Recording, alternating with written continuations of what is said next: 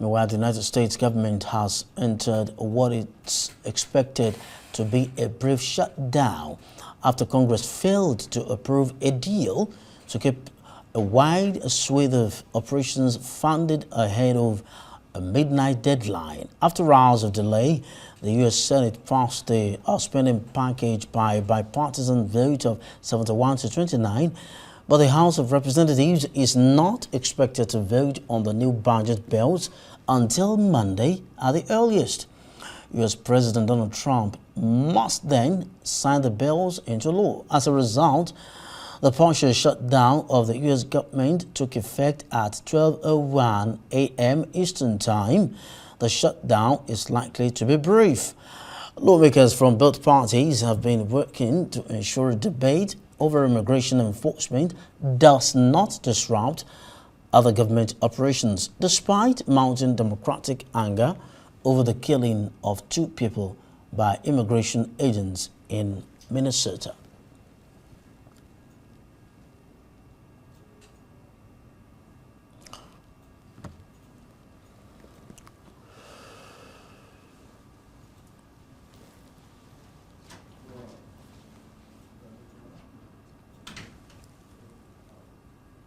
Well, for more of these, we are being joined now by Doug Brooks, Arise News analyst. Hi, Doug. Thank you for joining us on Arise America.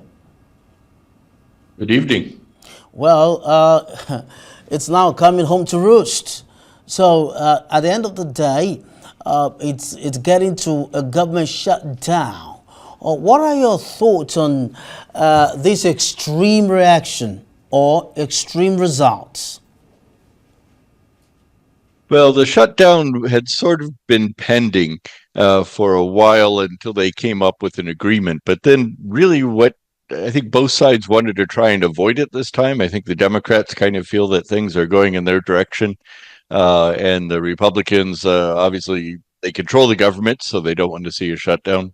But in this particular case, what happened was the Americans being murdered in Minnesota by ICE agents, by Immigration and Customs Enforcement agents that are going after allegedly illegal aliens in Minnesota. So that has sort of caused a big stir in the U.S., and the Democrats decided, okay, this is a really good time to get some accountability from these government agents, and basically just said, we have some demands that these guys cannot operate anonymously, that they have to follow certain rules and so on.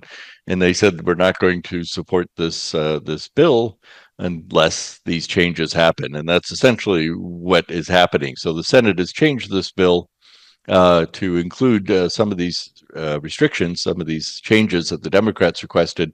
And as a result, the House now has to vote on the same bill, which they will do when they come into session on Monday. So this should be a pretty short shutdown, much shorter than the last one, which lasted weeks. And far less disruptive. In that sense, it's more interesting just because it shows the direction that I think the political winds are blowing now. Well, the bill includes just 2 weeks funding for the Department of Homeland Security. So what is expected now of Homeland Security? Well, there was some money left over from a previous bill that will keep Homeland Security running for a while, but yeah, this definitely had to be passed. Their budget needs to be passed so that they can get longer term funding. But I think the key points here are the Democrats and many Republicans now have decided that Homeland Security has become a little bit rogue, especially in terms of their immigration enforcement behavior, which has resulted in a number of deaths. Certainly 2 Americans in Minnesota most recently, 2 American citizens in Minnesota most recently, and then as many as 36 other people have died in custody while waiting to be deported.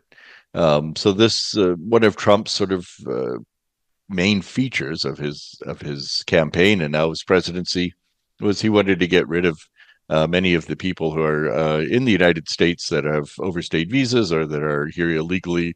But many of these people have been in the United States for decades.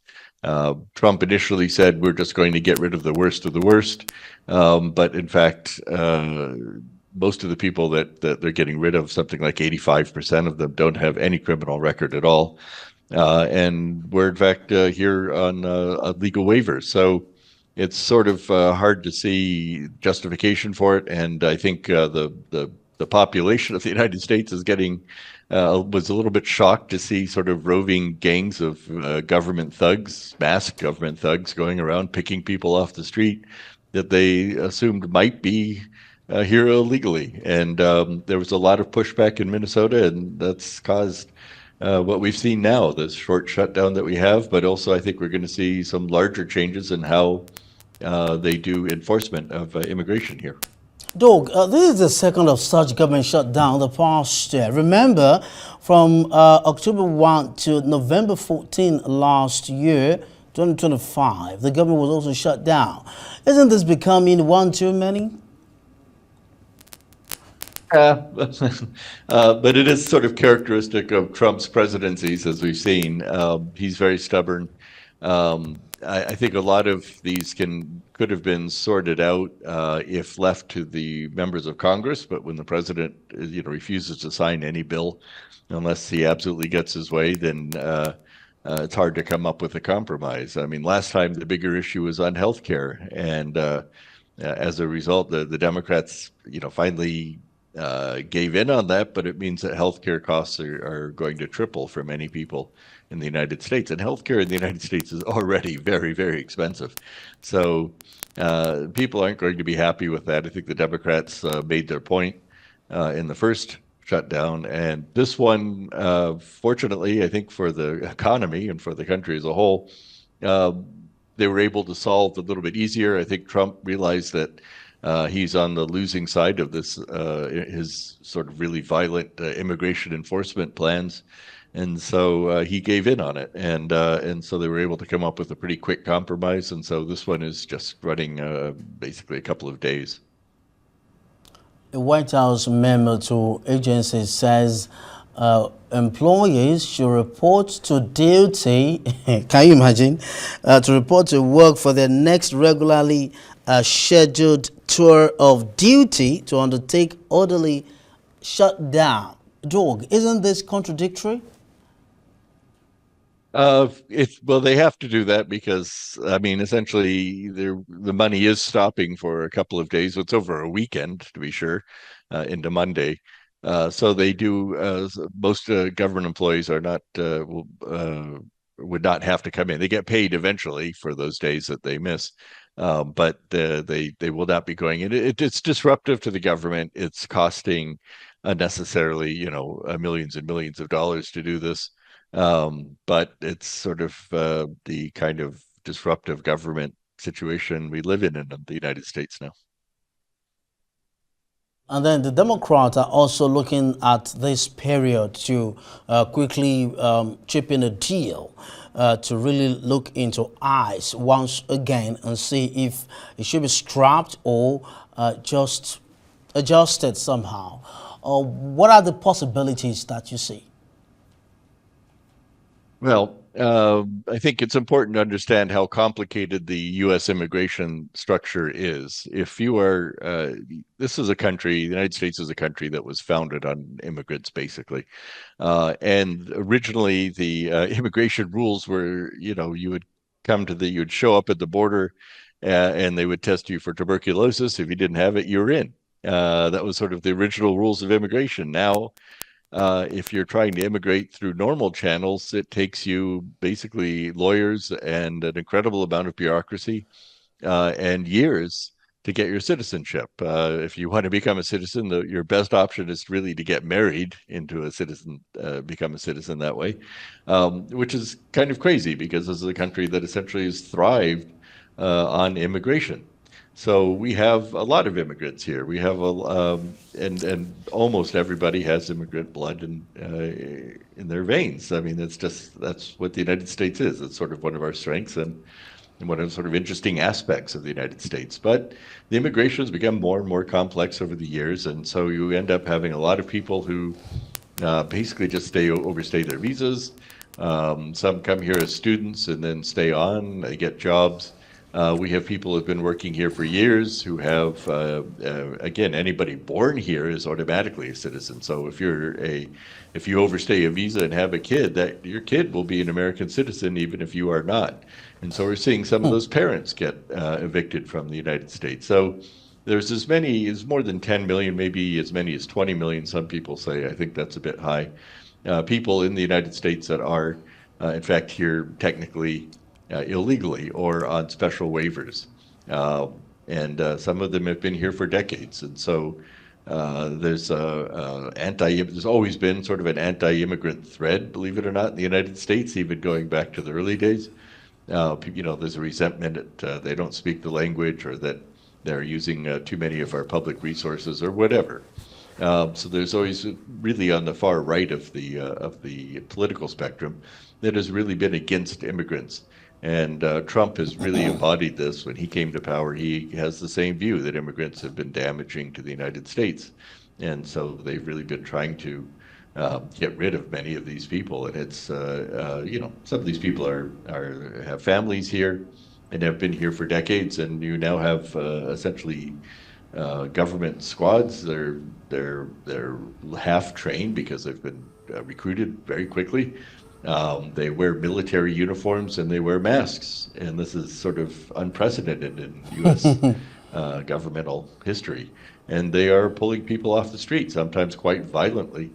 And it's causing a lot of resentment. And as we can see in Minneapolis, and an interesting point about this is that Trump focuses these sorts of enforcements in blue states and essentially states controlled by Democrats. And Minnesota, the state where we're seeing most of this right now, is the governor is somebody who ran against Trump as a vice presidential candidate in the last election.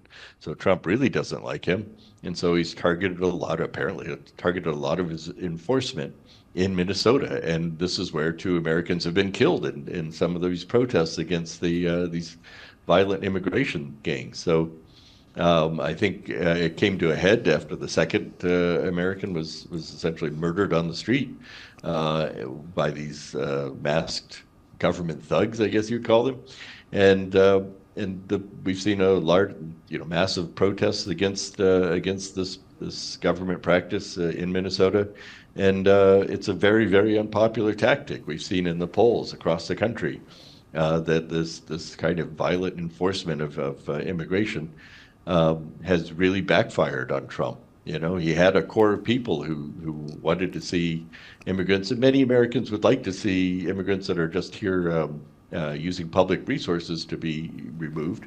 But right now, these immigration gangs are going after people who have jobs, who have careers, who have families, and they're being sent out of the country. In some cases, they're being sent to countries that they have no connection to whatsoever. They don't speak the language.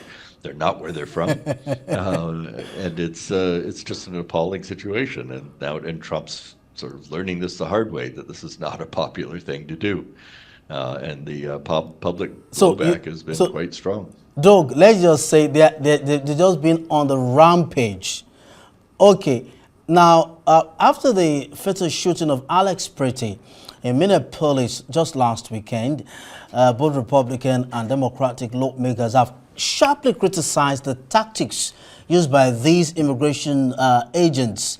Do you see, now that they are saying mouth to mouth, eye to eye, Republican and Democratic lawmakers, do you see them getting somewhere against these ICE agents?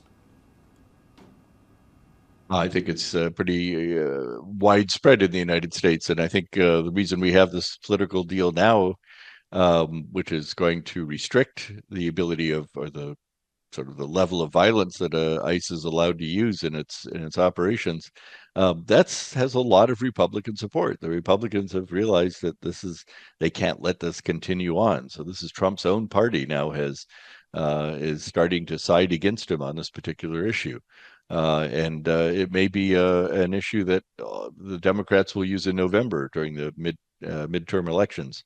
And we may see a lot of Democrats get elected on this issue because it is incredibly unpopular. And and the tactics and the violence that these government teams, these ICE teams have used and Border Patrol teams have used, is really drawn some resentment and some uh, popular distrust. It's also undermined law enforcement, not just at the federal level, but even the police are finding that people respect the police more because the police are being seen as enforcers, not protectors.